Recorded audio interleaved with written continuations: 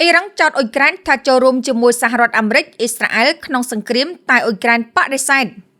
អ៊ីរ៉ង់បានចោទប្រកាន់អ៊ុយក្រែនថាបានចូលរួមក្នុងការឈ្លានពានផ្នែកយោធាដោយសារតែការដាក់ពង្រាយនៃឯកទេសប្រឆាំងយន្តហោះគ្មានមនុស្សបើកទៅកាន់បណ្ដាប្រទេសឈូងសមុទ្រនេះបើយោងតាមលិខិតដែលផ្ញើដោយតំណាងអង្គការសហប្រជាជាតិរបស់អ៊ីរ៉ង់ទៅកាន់អគ្គលេខាធិការ Antonio Guterres និងក្រុមប្រឹក្សាសន្តិសុខលិខិតនោះបានអះអាងថាសកម្មភាពរបស់អ៊ុយក្រែនមានការចូលរួមផ្ទាល់ក្នុងជម្លោះហើយបានអះអាងថាក្រុងគៀវទទួលខុសត្រូវផ្លូវច្បាប់ក្រមច្បាប់អន្តរជាតិ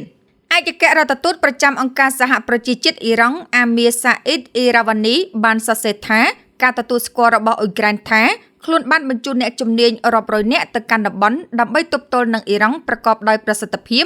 បង្កើតជាភស្តុតាងនៃការគាំទ្រផ្នែកសម្ភារៈនិងប្រតិបត្តិការសម្រាប់ការឈ្លានពានផ្នែកយោធា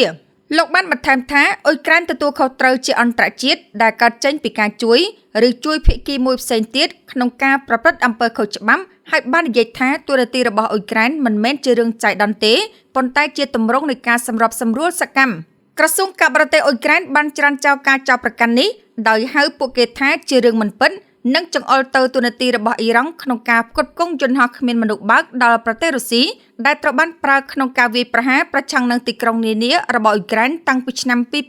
2022មន្ត្រីអ៊ុយក្រែនបាននិយាយថាយន្តហោះគ្មានមនុស្សបើកសាហ៊ីដរចនាដោយអ៊ីរ៉ង់រាប់ម៉ឺនគ្រឿងត្រូវបានដាក់ឲ្យដំណើរការនៅអ៊ុយក្រែនក្នុងអំឡុងពេលសង្គ្រាមទ្រង់ទ្រាយធំ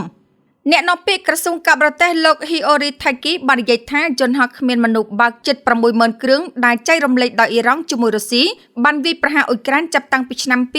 2022យន្តហោះគ្មានមនុស្សបើកចម្ងាយឆ្ងាយដែលមានតម្លៃថោកទាំងនេះដែលពេលខ្លះត្រូវបានពិពណ៌នាថាជា drone kamikaze ត្រូវបានកម្មវិធីដើម្បីហោះហើរដោយផ្ទាល់ទៅកាន់គោលដៅមួយហើយបំផ្ទុះនៅពេលមានផលប៉ះពាល់ឥឡូវនេះប្រទេសរុស្ស៊ីផលិតយន្តហោះគ្មានមនុស្សបើកសាហ៊ីដផ្ទាល់ខ្លួនដែលវាហៅថា Geran ហើយខណៈពេលដែលទីក្រុងមូស្គូបានធ្វើការកែលម្អនិងការកែប្រែជាច្រើនរូបស្រមោលជាមូលដ្ឋានគឺដូចគ្នាបេះបិទចំណាប់អារម្មណ៍លើជំនាញការពារយន្តហោះគ្មានមនុស្សបើករបស់អ៊ុយក្រែនបានរីករាលដាលពាសពេញមជ្ឈិមបូព៌ាជាមួយនឹងប្រទេសជាច្រើនរួមទាំងកាតាបានបញ្ជូនមន្ត្រីនិងអ្នកតំណាងយោធាទៅទស្សនាកន្លែងរបស់អ៊ុយក្រែននិងរៀនពីការច្នៃប្រឌិតក្នុងសម័យសង្គ្រាមរបស់អ៊ុយក្រែន